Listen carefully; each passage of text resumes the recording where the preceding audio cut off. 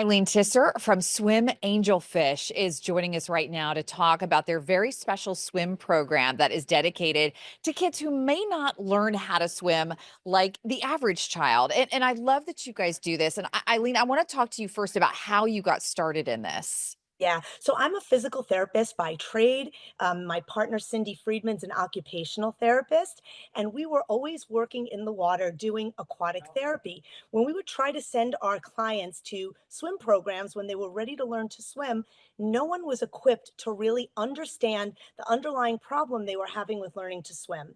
Fast forward to 2010, we opened up a swim school as part of our program, and our swim school is called the Swim Whispers program. We do an online training for swim instructors now around the world so that they can learn how to better understand the underlying cause of why a child with special needs might be having trouble learning to swim, and then they overcome the roadblocks to teaching them.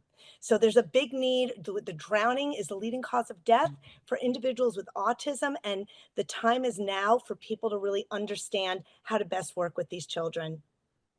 So, Eileen, we've had a very tragic last 2 weeks here in Central Florida. We've lost three children, all boys, who drowned. All were autistic, and I think all were nonverbal. We also had a couple of cases over the summer, very similar type circumstances. And in all of these cases, I mean, the city's just heartbroken. And the one question people ask is, but did they have swim lessons? Or is this something that is possible for children with autism to learn, even nonverbal children? And you would say, I imagine, absolutely yes. Yes, but specialized training is needed because you have to understand how they learn.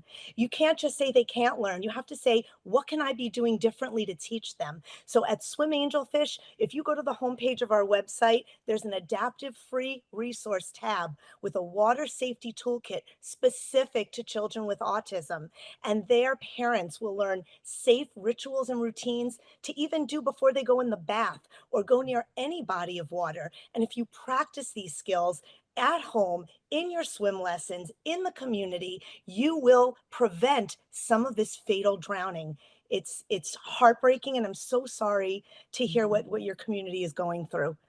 Well, and Eileen, and maybe a little different from the Northeast where you are, there are bodies of water everywhere, right? People have pools in their backyards. We have ponds and lakes and rivers. I mean, we are quite literally, as a state, surrounded by water.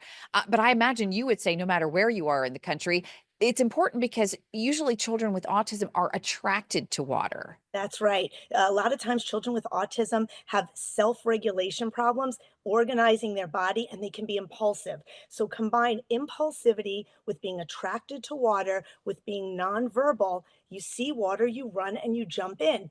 If we could break that cycle with a simple routine every time they're near water, stop them in their tracks, hands in the air, clap 3 times, touch your toes. Now ask, can I go in the water? And if you can't ask, tap mommy, point to water. If mommy says yes, then you can go in the water. That 3 minute routine breaks the impulsive cycle and can save a life.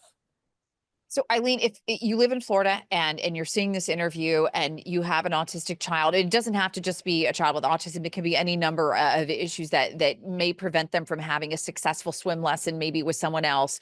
Where do they need to go in order to learn more? Okay, our program is in Florida. All you need to do is ask your local community swim program, do you have anyone certified in adaptive swim whisperers? If not, we have free resources, we have the paid trainings, and we have trainings for parents. Just go to our website. You can go to the Find an Instructor tab. We're building our database so you could find someone near you. Go to the free resources, watch the parent video, read through the Adaptive Water Safety Toolkit, and start there. Start there, and we can make a difference. Eileen, I imagine this has been very rewarding for you to see the progress that you have made. You guys have been working at this a long time. This is our life's work, and it is bigger than our therapy bubble. It's bigger than the learn to swim bubble. It is life saving work, and we are just honored to be able to serve the people that need it. And I imagine heartbreaking for you when you see these cases that you feel like, oh gosh, there are things that could have been done. Prevention is so important. And it drives me to not stop and to keep doing this more and more and impacting as many people as possible. So thank you for sharing this and letting others know that things can be done. Ailene, we so appreciate you. Ailene Tisser, and the organization is called Swim Angel Fish. They've got, I was just on your website, you've got a wealth of great information on there. Ailene, thank you so much for what you do. We really appreciate you taking the time. Thank you.